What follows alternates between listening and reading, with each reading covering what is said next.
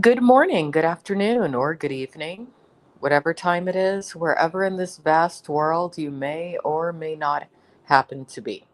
Welcome once more to another live reading of Alexandra Mayers Live, page by page reading and commentary of the modern English version of the Bible. I hope all of you are having a good weekend. I really hope so. And if there's one message I want to send out there into the ether to whoever might stumble across this biblical reading, do your best to appreciate those who mean the most to you while they're still here in this earthly, third dimensional, dare I say fourth dimensional at this point, plane. Definitely take the time to appreciate and be there for those who deserve your energy. It's a very important thing to do. Other than that, really enjoy life and don't let the little things get you down. And always remember that death is not the end.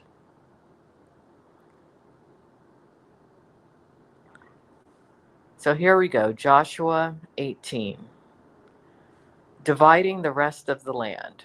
And just so you all of you kind of have a little context for this reading, the book of Joshua seems to be predominantly about inheritance, going over the various tribes and where they're situated within this area of the world. And as I said in a recent reading, I'm definitely going to do a video um, map presentation of the biblical lands and tribes discussed in this particular book of the Bible at the end of the book of Joshua.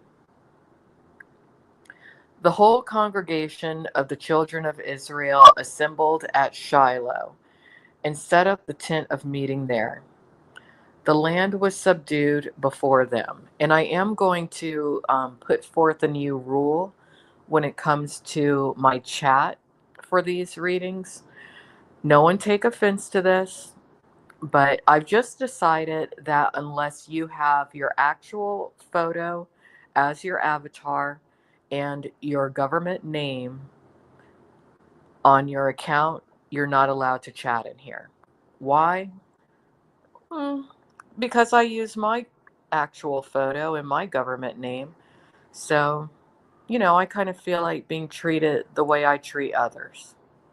So, if that's not you, you are going to be banned. I don't want to hear from any anonymous people. I don't want to deal with anyone lurking in the shadows. If that's you, you're more than welcome to listen, but not participate in the chat. If you want to be in the chat, you need to tell me and show me who you are. If you can't do that, this is not the channel for you. I'm not asking anything unreasonable. It's called transparency and taking accountability for who you are. And I think that's what God and Jesus asks of us when I really think about it. Really think about life. You get further when you're honest about who you are.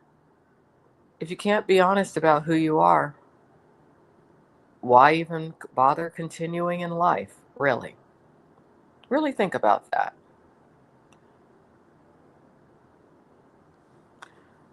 Yeah, I have to because that's my new rule. I'm sorry. You got to show me who you are and tell me who you are too.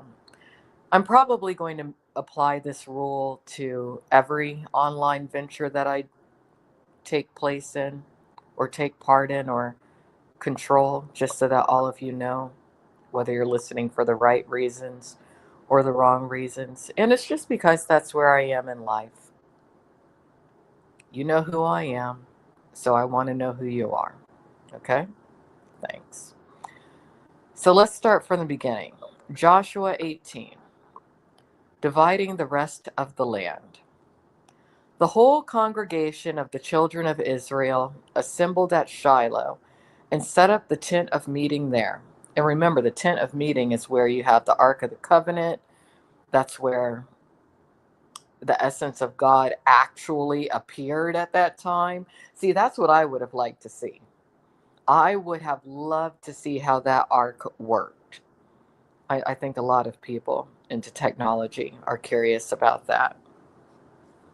Most definitely. Yet 7 tribes among the children of Israel remained who had not yet received their inheritance. So Joshua said to the children of Israel, quote, "How long will you delay going in to possess the land that is the Lord, the God of your fathers, has given you? Select 3 men from each tribe, and I will send them out. And they will rise and go throughout the land and describe it according to their inheritance. And they will come back to me. They shall divide it into 7 portions.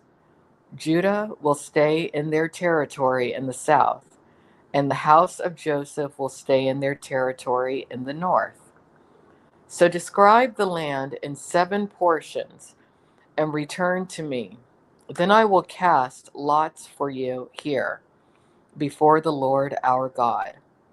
Yet there is no portion for the Levites among you, for the priesthood of the Lord is their inheritance. Gad, Reuben, and the half tribe of Manasseh have acquired their inheritance on the east side of the Jordan, which Moses, the servant of the Lord, gave them." And it's interesting, the numbers that are mentioned in this particular portion of the Bible. Again, we have the number 3, which kind of relates consistently to the Holy Trinity. Select 3 men from each tribe. And these numbers, I think, are important to apply to life when you're not sure what to do in certain situations or what numbers to go with in certain situations. And if you think about life, sometimes you're really not sure what to do in certain situations, but a guidepost, I feel, are the biblical numbers. And the for me, the solid biblical numbers are 1, 3, 7, and 11. If you're not sure what to do in life, if you have to make a decision and somehow numbers come into play, think about those specific numbers, and generally that will attract spiritual energy into whatever choice it is that you have to make and help you in your journey. So let's continue. And I do have to ask that those of you, whether you're listening for the right reasons or the wrong reasons, have some respect for my faith and my spirituality. If you're listening because you've stumbled across this due to another endeavor or project that I've either launched or am a part of, wait until I'm working on whatever project that is. That's how you communicate with me. You don't come in here carrying over things that have absolutely nothing to do with this biblical reading or Christianity.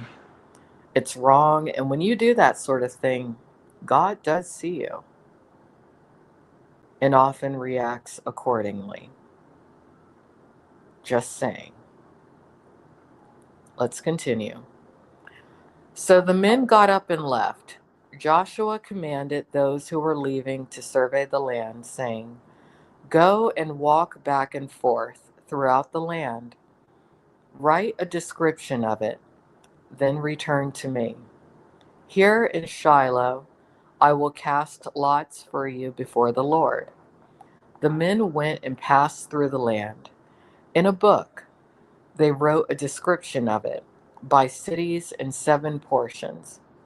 And they came back to Joshua at the Shiloh settlement. Joshua cast lots for them in Shiloh before the Lord. There Joshua apportioned the land for the children of Israel, according to their divisions. The allotment for Benjamin. The lot of the tribe of Benjamin, according to their clans, came up. The territory allotted to it fell between Judah and Joseph. Their northern border goes from the Jordan up the northern slope of Jericho. It runs westward into the hill country and extends to the wilderness of Beth Aven. The border passes from there southward toward Luz, to the slope of Luz, that is Bethel, and descends to Ataroth, Adar, on the hill south of Lower Beth Horon.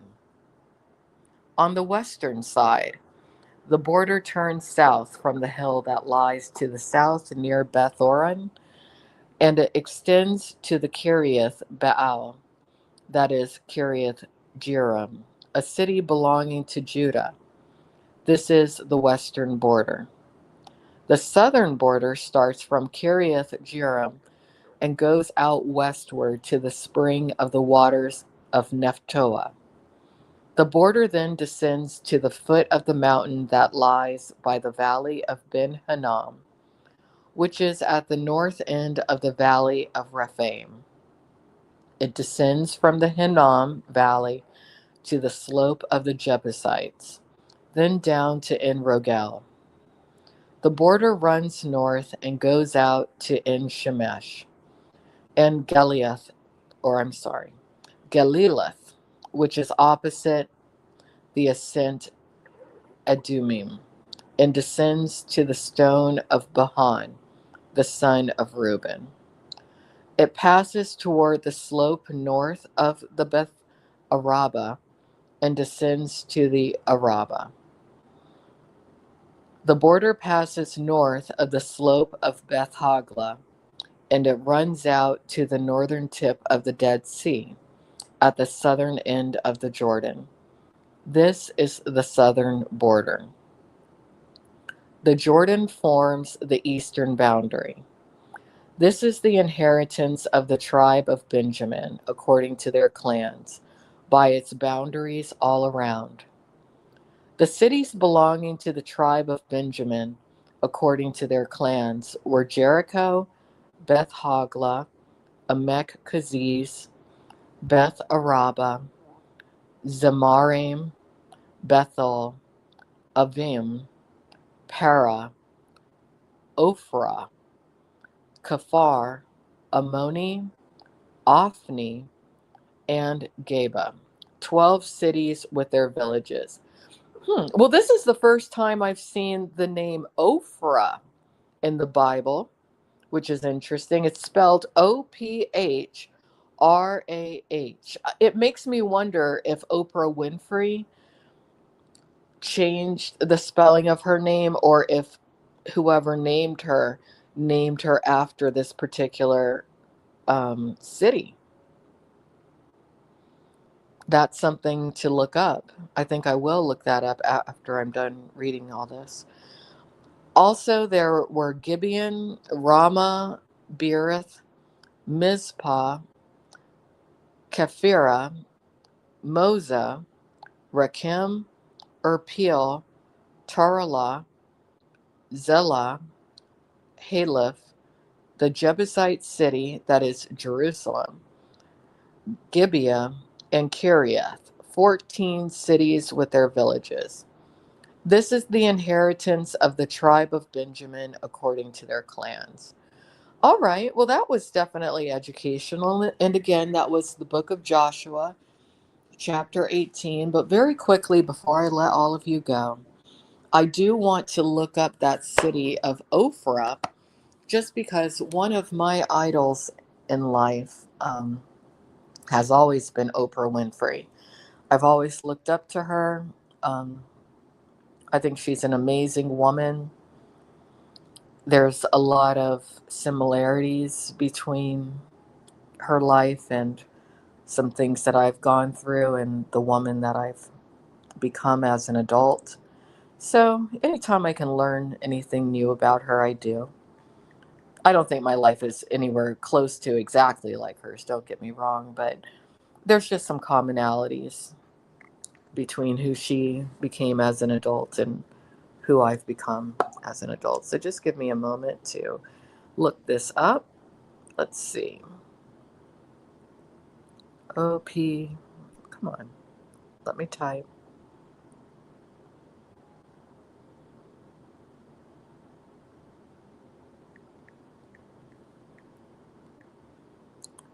Okay. Ophrah in the Bible. In the Bible, Ophrah refers to two places: a town in the territory of Benjamin, that's what we just went over, and Ophrah of the Abiezrites, the home of the judge Gideon. Interesting. A judge of Israel. Okay, so it was a city where the judge of Israel lived. Wow, so Oprah Winfrey has a very powerful name. She's basically named after a place where a lot of decisions were made. And when you think about it, she actually has made more decisions for more people than I think many realize, considering her station in life, the power she wields. I've always liked Oprah Winfrey a lot. All right. Anyway, I'm going to go ahead and get going. And well, before I do, let's see if there's any linkage between Oprah in the Bible and Oprah Winfrey. If she was named after that city, she'd have to be because the spelling.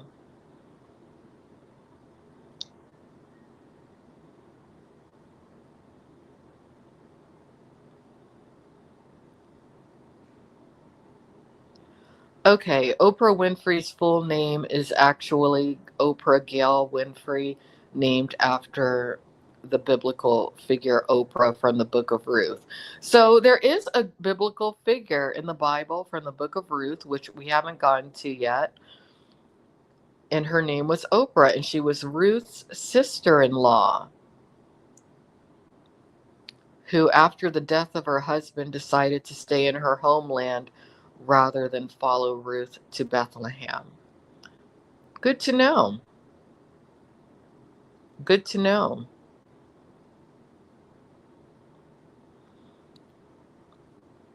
So I'm looking forward to the book of Ruth then. All right. Well, everyone, have a nice weekend. Have a nice day. Feels good to be back with these biblical readings. They always make me feel great. Take care. Bye bye.